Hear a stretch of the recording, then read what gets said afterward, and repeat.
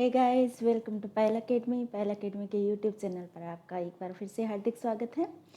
चलिए आज हमारे इकोनॉमिक सर्वे की जो नेक्स्ट क्लास है उसमें हम पढ़ाएंगे आपको कृषि और संबंध क्षेत्र से संबंधित हमारा चल रहा था।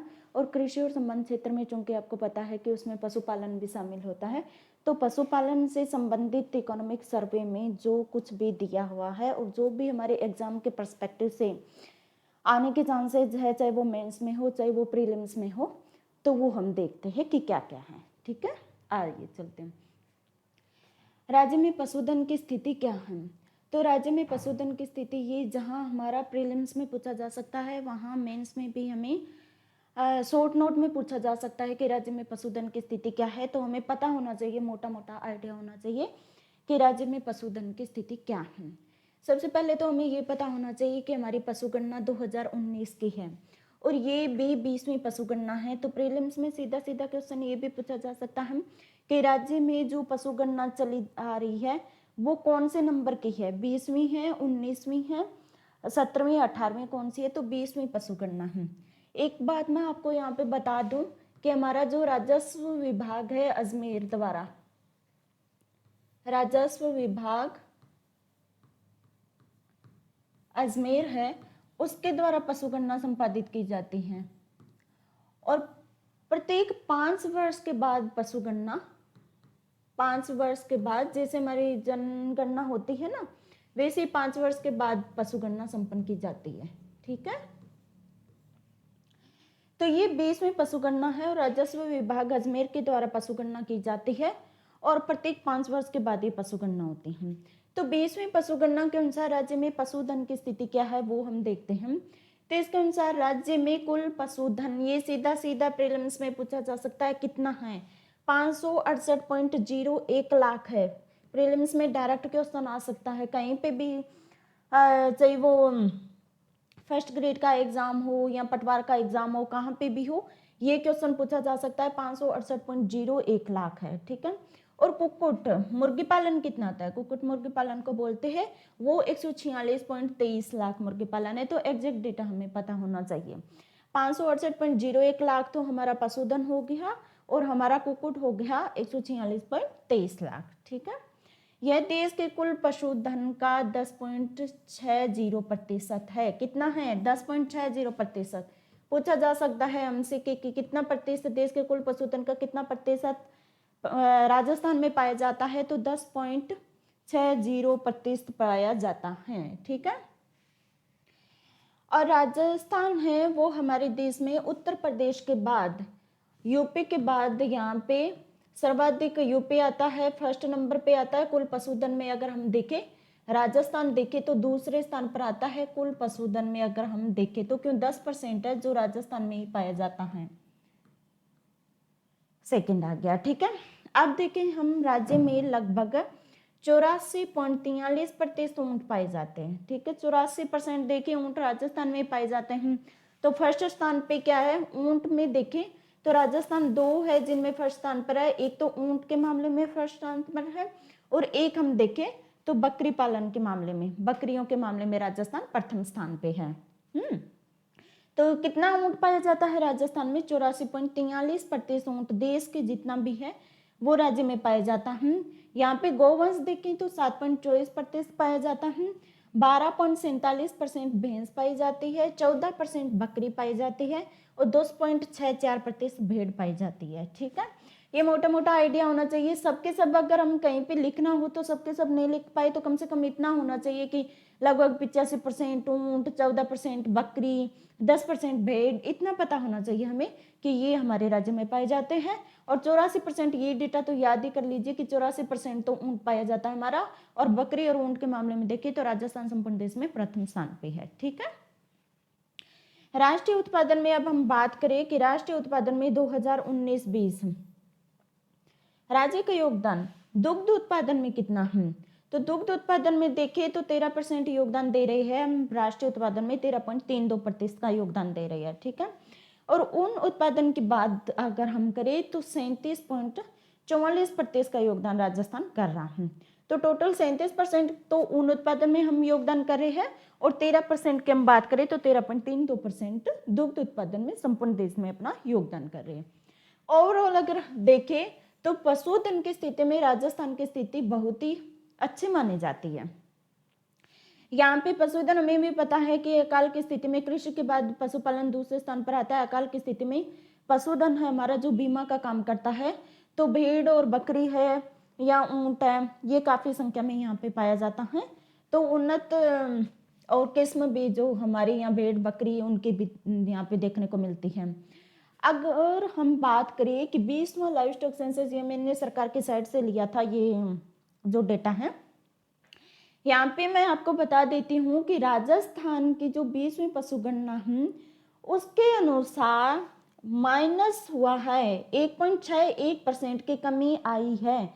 ये पूछे जाने की संभावना है। परसेंट चेंज कितना हुआ है यहाँ पे देखिए कितना चेंज हुआ है। तो जो 19वीं पशुगणना की तुलना में 20वीं पशुगणना में 1.61% की कमी आई है, ये हमें पता होना चाहिए। ये सीधा सीधा स्टेटमेंट भी आ सकता है या डायरेक्ट क्वेश्चन भी पूछा जा सकता है कि राज्य में पशुधन में कितने प्रतिशत की कमी दर्ज की गई है, तो 1.61% की कमी दर्ज की गई है, ये हमें पता होना चाहिए। ठीक है, और एक बात मैं यहाँ पे बता दूं कि जैसे केटल है उसमें कमी दर्ज नहीं हुई है, वो 4% है। 12% इसमें सिप में कमी दर्ज करी है। 3% गोट में कमी है। हॉर्स में 10% की कमी है। मोल्स में 60% की कमी है। 71% की सबसे ज्यादा कमी अगर देखें तो डंकीज में की गई है। गधे है ना वो कम होते चले जा रहे हैं उनमें कमी है। और तो और देखिए हमारा राज्य पशु है ऊंट, उसमें भी -34% की कमी दर्ज की गई है। ठीक है, तो डंकीज और ऊंट दोनों में कमी दर्ज की गई। टोटल मिला के अगर देखें ये भी देखिए, ये भी माइनस, ये भी माइनस, ये भी माइनस, ये भी माइनस, टोटल देखे तो ये पूछे जाने की संभावना है कि -1.61% टोटल 20वीं 19वीं पशुगणना की तुलना में 20वीं पशुगणना में कमी दर्ज की गई है, ये पूछे जाने के चांसेस है। ठीक है, चलिए आगे चलते हैं।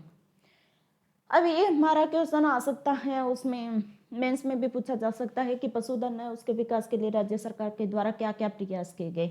सीधा सीधा क्वेश्चन आ सकता है, 5 नंबर में भी पूछा जा सकता है। तो राज्य सरकार के द्वारा पशुधन के विकास के लिए विभिन्न प्रकार की योजनाएं और कार्यक्रम संचालित किए जा रहे हैं। तो हमारी इकोनॉमिक सर्वे है उसमें इसमें स्पष्ट बताया हुआ है कि सरकार के द्वारा क्या क्या प्रयास किए गए। तो हम देख लेते हैं कि देखिए क्या क्या प्रयास किए कि एक तो पशु है उनके रोग नियंत्रण, जैसे हम देखते हैं ना पशुओं में खुरपका मुहपका रोग, खुरपका और मुहपका रोग बहुत ज्यादा होते हैं। खुरपका मुहपका रोग,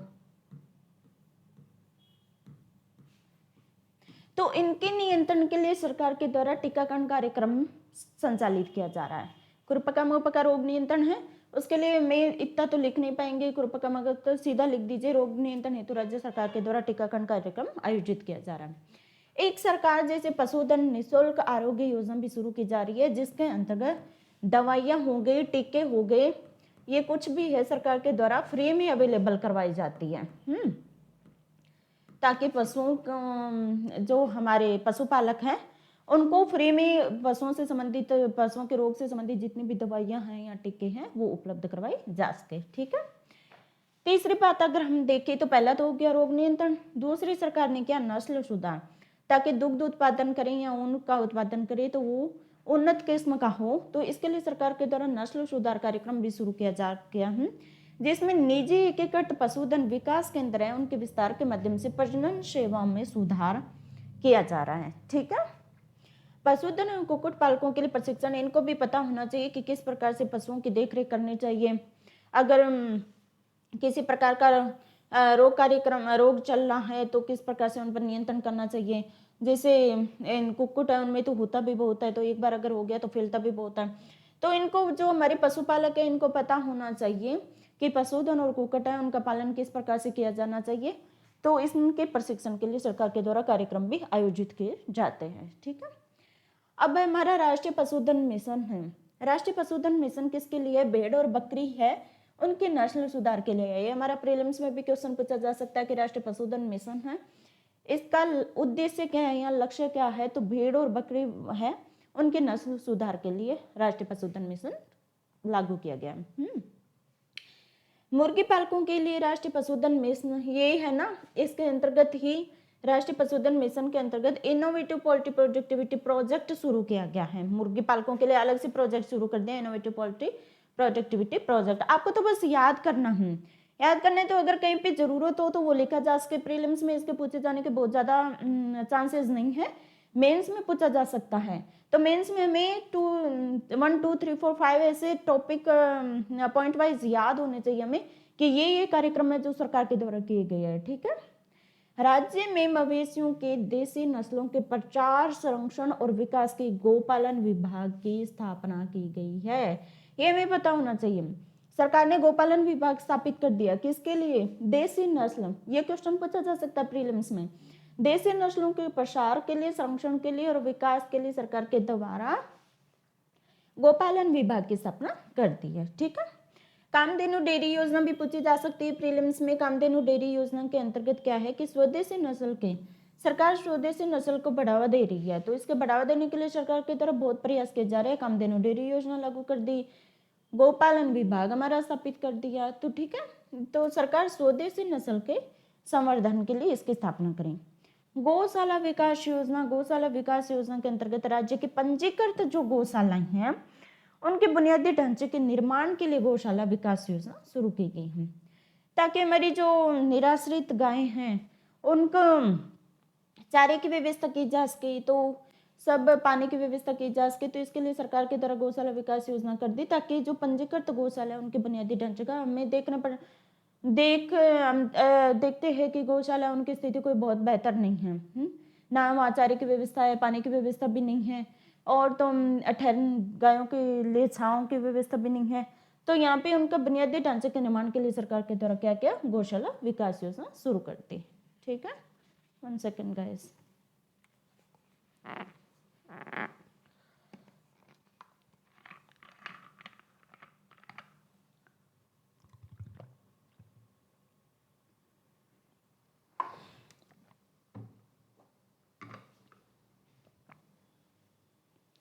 अभी हमारा है कि पशुधन, ये अलग से भी पूछा जा सकता है कि पशुओं के कल्याण के लिए सरकार के द्वारा क्या क्या काम किए गए हैं।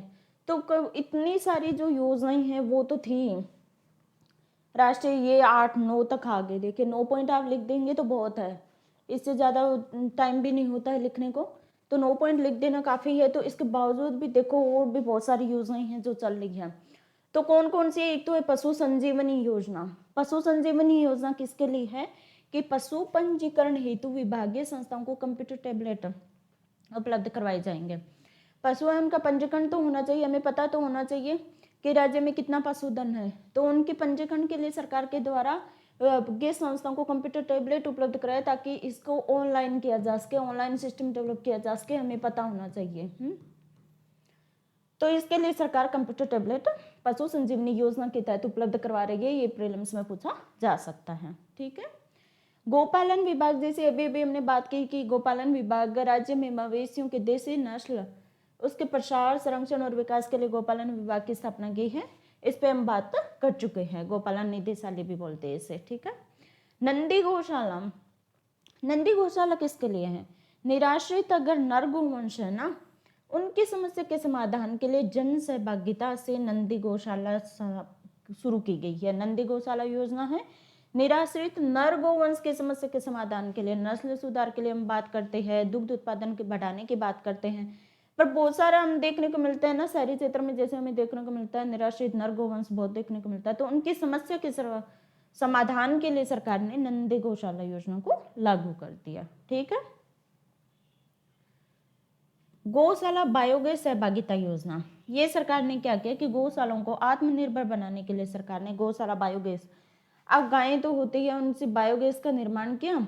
बायोगैस का निर्माण करके क्या करेंगे, हम इस बायोगैस को किसी भी संस्था है या सरकार है उनको बेच देते हैं। ठीक है, इसका विक्रय कर देते हैं या फिर विक्रय करेंगे, तो इससे जो भी आय होगी तो इससे क्या कि हमारी गौशाला है वो आत्मनिर्भर बन जाएगी, किसी के सहायता के लिए डिपेंड नहीं रहेगी। ठीक है, तो ये गौशाला बायोगैस सहभागिता योजना है। गौशाला विकास योजना, देखो गौशाला के विकास के लिए सरकार कितने सारे प्रयास कर रही है। राज्य की प्रत्येक गौशाला जिसकी क्षमता 100 पशुओं को रखने की है, उसमें आधारभूत संरचना के विकास के लिए 10 लाख रुपए तक की सहायता राशि प्रोवाइड करवाई जाएगी। आधारभूत संरचना के निर्माण के लिए सरकार ने क्या किया, गौशाला विकास योजना शुरू कर दी, पर उसमें शर्त है कि 100 पशुओं को रखने की क्षमता होनी चाहिए उसके अंतर्गत। ठीक है, अब ये हमारा क्वेश्चन पहले बहुत पूछा जाता था आरपीएससी के द्वारा मेंस में कि राज्य में डेयरी विकास की संभावनाएं क्या क्या है। ठीक है, ये फिर से पूछा जा सकता है। तो ये सबसे पहले तो मैंने जैसे स्टार्टिंग में ही आपको बताया था कि जो राज्य की स्थिति है पशुधन के मामले में वो हमें पता होना चाहिए। तो सबसे पहले तो हम वो लिखेंगे, वो ये सेम ही बात है। एक बार मैं फिर से आपको रिवाइज करा देती हूँ कि पशुगणना 2019 के अनुसार राज्य में कुल पशुधन 568.01 लाख था। कुक्कुट देखे तो 146.23 लाख था। देश के कुल पशुधन का 10.60% है। यहाँ पे देखिए एग्जैक्ट आपको आगे बताने की जरूरत नहीं है, 7 पॉइंट समथिंग समथिंग नो, यहाँ पे आप सीधे लिख दीजिए 84% है, 7% गोवंश है, 14% बकरी है, 12% भैंस है, 10% भेड़ आदि पाए जाते हैं। ठीक है, और फिर ये इतना डाटा अगर नहीं लिख पाए तो कोई ज़रूरत नहीं है, इसको ये ना भी लिखेंगे तो भी चल जाएगा। ठीक है, हमें ये पता होना चाहिए कुल पशुधन 568.01 लाख है, कुक्कुट 146.23 लाख है।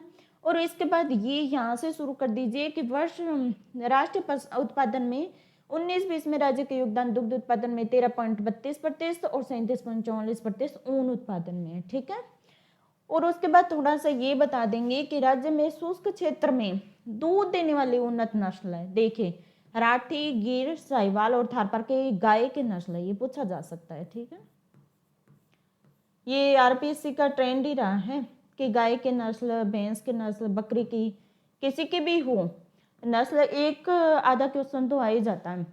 तो ये हमें पता होना चाहिए कि राठी, गिर और साहिवाल, थारपारकर ये गाय की नस्ल है। और देखिए उन्नत दूध देने वाले नस्ल भी बताई गई है। अब राज्य में डेयरी विकास कार्यक्रम, राज्य में डेयरी विकास कार्यक्रम सहकारी समितियों के माध्यम से क्रियान्वित किया जा रहा है। हमें पता होना चाहिए कि राज्य में जो डेयरी विकास का कार्यक्रम है वो त्रिस्तरीय कार्यक्रम है। ठीक है, त्रिस्तरीय कार्यक्रम। यहाँ पे सबसे पहले आएगी ग्राम के स्तर पर, ग्राम स्तर पर तो आएगी, ग्राम स्तर पर तो आ गई जैसे मैंने कहा ना सहकारी समितियां।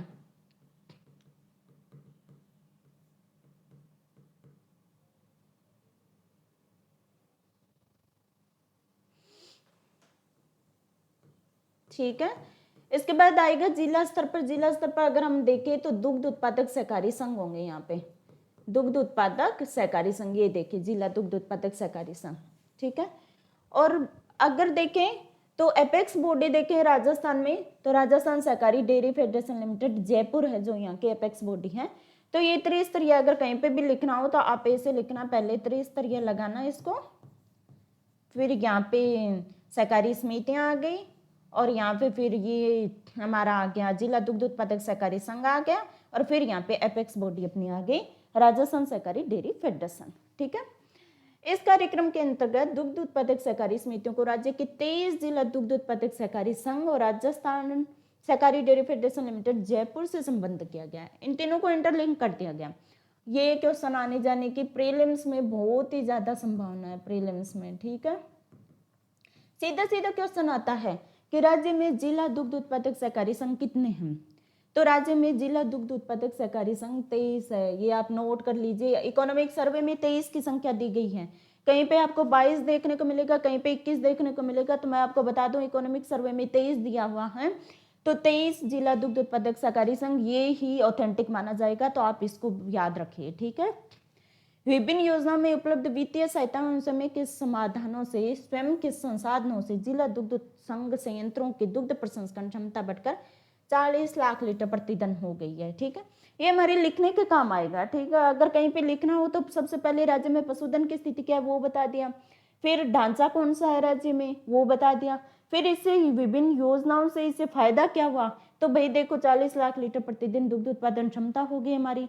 डेयरी फेडरेशन के द्वारा इसके अलावा घी, पनीर जैसे दुग्ध उत्पादों का उत्पादन भी किया जा रहा है और विपणन भी किया जा रहा है। जैसे सरस डेयरी में देखिए ना, उरमूल, गंगमूल, ये जितने भी डेयरी हैं उनके तरह दुग्ध उत्पादों से विभिन्न प्रकार के घी या पनीर जैसे व्यंजन बनाए जाते हैं और उनका विपणन और किया जाता है। ठीक है, सरकार के द्वारा दुग्ध उत्पादकों की सहायता हेतु विभिन्न योजनाएं भी संचालित, फिर हमें ये भी लिख देना चाहिए कि दुग्ध उत्पादकों की सहायता के लिए सरकार विभिन्न प्रकार की योजनाएं भी चला रही है। तो कौन सी चला रही है?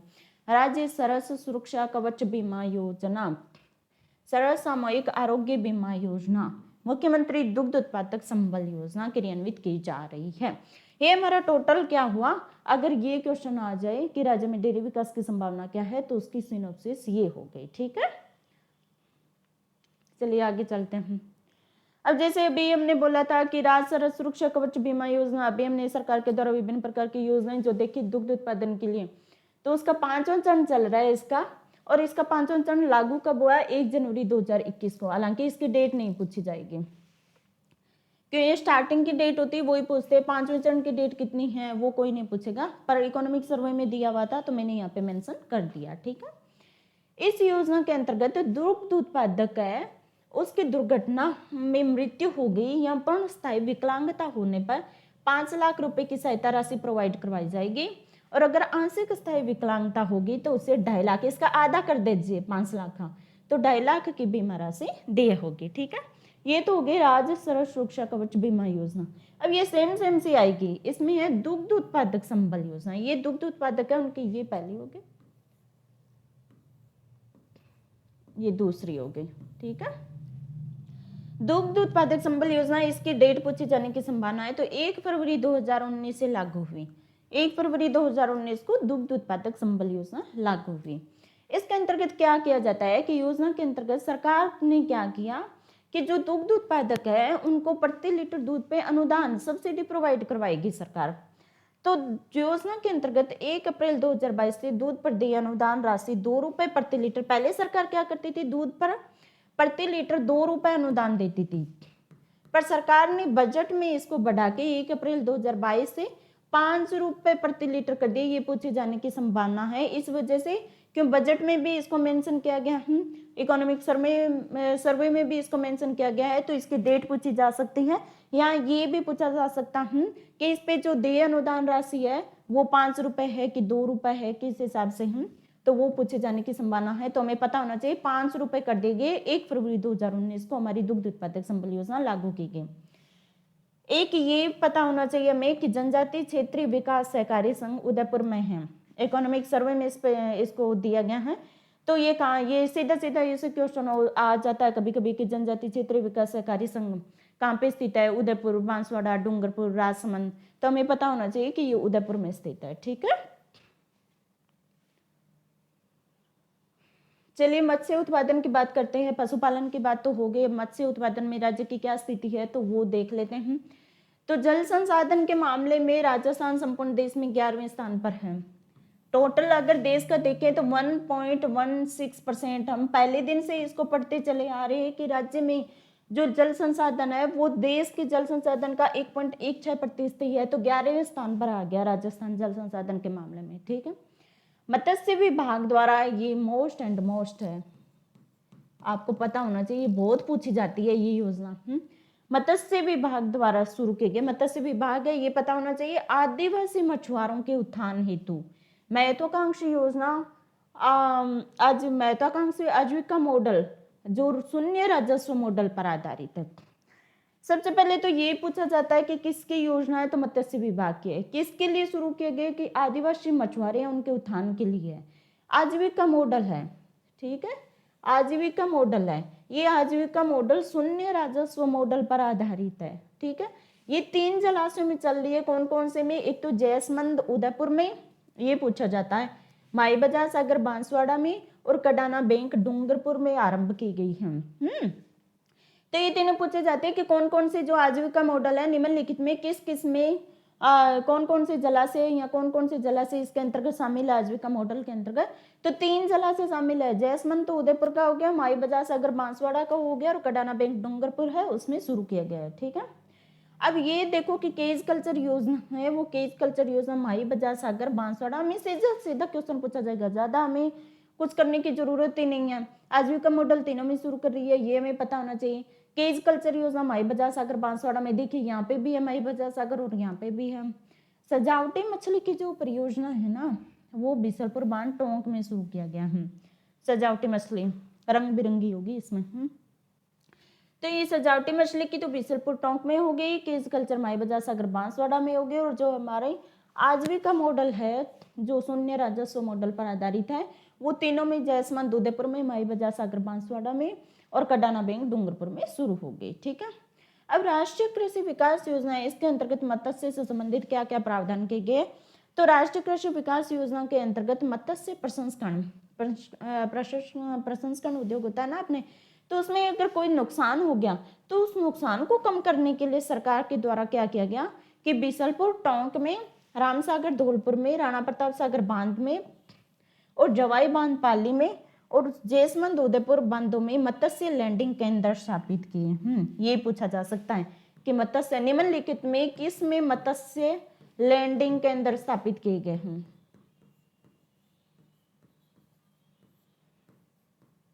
स्थापित किए गए हैं। ठीक है, पता होना चाहिए। रामसागर धौलपुर में शुरू किए गए, बीसलपुर टोंक में शुरू किए गए, राणा प्रताप सागर बांध में शुरू किए गए, जवाई बांध पाली में शुरू किए गए, जैसमंद उदयपुर में शुरू किया गया, मत्स्य लैंडिंग केंद्र शुरू किया गया। तो इनमें कोई सा जो है इसमें भी क्वेश्चन आ सकता है, ये इसमें भी आ सकता है, इसमें भी कहीं पे भी क्वेश्चन हमें उठाया जा सकता है आरपीएससी की द्वारा प्रीलिम्स में, तो ये हमें पता होना चाहिए। ठीक है, thank you guys, thank you so much for watching my video. I hope काफ़ी हेल्पफुल रहा होगा। अगर और भी हमारी जो पिछली क्लासेज है वो आपको देखनी है तो पहला अकेडमी के यूट्यूब चैनल पर आप जाकर और उसके प्लेलिस्ट में आप देखिए तो इकोनॉमिक सर्वे की अलग से आपको सारी क्लासेज वहाँ पे अवेलेबल हो जाएगी। Thank you guys, thank you so much.